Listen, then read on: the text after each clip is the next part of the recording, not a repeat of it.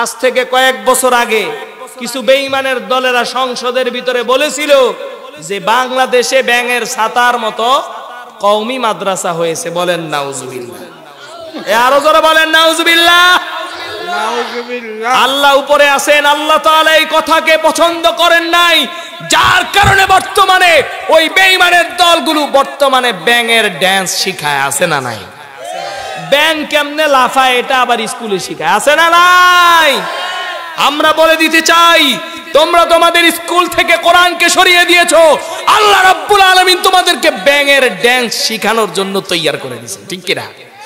আরো যারা বলেন ঠিক কিনা? ইনশাআল্লাহ। এই জন্য যদি আল্লাহ রাব্বুল আলামিনকে যারা অবমাননা করে, কোরআনকে যারা অবমাননা করে, হুজুরদের মোল্লাদেরকে মোল্লা মুন্সি বইলা যারা তুচ্ছ-তাচ্ছিল্য করে, তারা এখন ব্যাঙের ড্যান্স নিয়ে ব্যস্ত হয়ে গেছে। কথা বলেন ঠিক কিনা? তারা বৈশা বৈশা ব্যাঙ খায়, আর যারা কোরআন শিখেছে, হাদিস শিখেছে, আলেম ওলামা, তারা বৈশা বৈশা মুরগির রান খায়। কথা বলেন ঠিক কিনা? ভাইরা আমার, বন্ধুরা আমার, এই জন্য এই পৃথিবীতে আল্লাহ তাআলা ব্যাঙের ড্যান্স শিখানোর জন্য পৃথিবীতে পাঠায় নাই। এই পৃথিবীতে আল্লাহ পাঠাইছেন একমাত্র কার ইবাদতের জন্য? আর যারা বলেন কার? ভাইরা আমার, বন্ধুরা আমার, গভীর মনোযোগ দিয়ে শুনেন। এই পৃথিবীতে আল্লাহ রাব্বুল আলামিন আমাদেরকে পাঠাইছে একমাত্র আল্লাহর গোলামি করার জন্য। ব্যাঙের ড্যান্স শিখার জন্য আল্লাহ দুনিয়াতে পাঠায় নাই। আজকাল স্কুল কলেজের ভিতরে ব্যাঙের ড্যান্স শিখায়। ছোট্ট ছোট্ট সোনামণিদেরকে কোরআনের আয়াত শিখানোর কথা ছিল, ছোট্ট ছোট্ট মাসুম বাচ্চাদেরকে হাদিসের ছোট্ট ছোট্ট অংশ শিখানোর কথা ছিল, কিন্তু বেঈমানের দলেরা মুসলমানদের মাথাকে ধোলাই করার জন্য ব্যাঙের ড্যান্স নিয়ে ব্যস্ত হয়ে গেছে। ভাইরা আমার, বন্ধুরা আমার, সূরা রহমান থেকে আমি তেলাওয়াত করেছি। সূরা রহমান এত বড় বরকতময় সূরা, এই সূরার এত বরকত, এই সূরার ভিতরে আল্লাহ রাব্বুল আলামিন বারবার একটা কথা বলেছেন। আল্লাহ বলেন, ফাবিআইয়ি আলা'i রাব্বিকুমা তুকাদ্দিবান।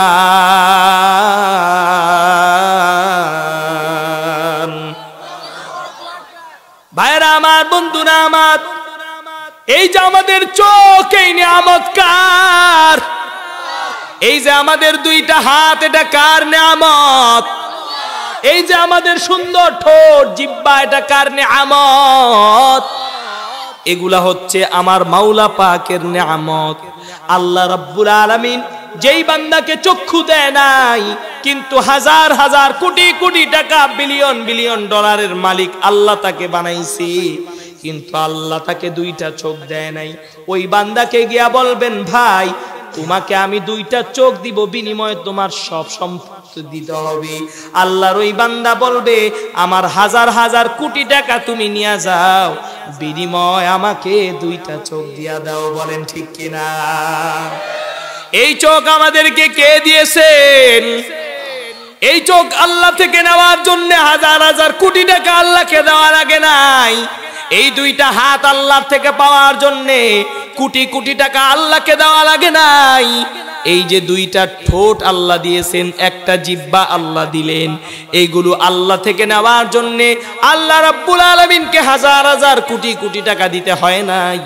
আল্লাহ রাব্বুল আলামিন আপনাকে আমাকে মহাব্বত করে এগুলো ফ্রিতে দান করে দিয়েছেন। বলেন সুবহানাল্লাহ।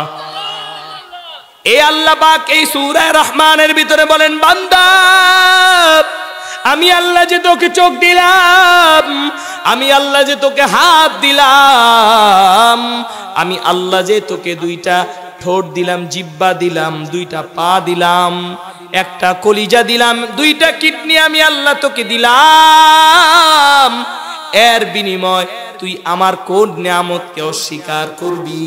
বান্দা, তুই আমার কোন নিয়ামতকে অস্বীকার করতে পারবি না, কারণ আমি আল্লাহ এগুলো তোকে ফ্রিতেই দিয়ে দিয়েছি। বলেন সুবহানাল্লাহ। বর্তমানে নির্বাচনের সময় এই সময় মনোনয়ন পাওয়ার জন্য বড় বড় নেতাদের পকেটে হাদিয়া দেয় কি দেয় না? এ জোরে বলেন, দেয় কি দেয় না? আমি যেন মনোনয়নটা আমাকে দেয়, আমার নেত্রী যেন আমাকে মনোনয়নটা দেয়, এই জন্য নেত্রীর কাছে বিভিন্ন হাদিয়া নিয়ে যায়, নেতার কাছে বিভিন্ন হাদিয়ার বস্তা নিয়ে যায়। কিন্তু আপনার আমার মালিক আল্লাহ, আল্লাহকে আল্লাহ বলে ডাক দেন, আল্লাহ। আরো জোরে বলেন, আল্লাহ। যে আল্লাহ আমাকে আপনাকে এত সুন্দর বডিটা দিলেন, এটার জন্য আল্লাহকে আমরা এক পয়সাও দেই নাই। কথা বলেন ঠিক কিনা?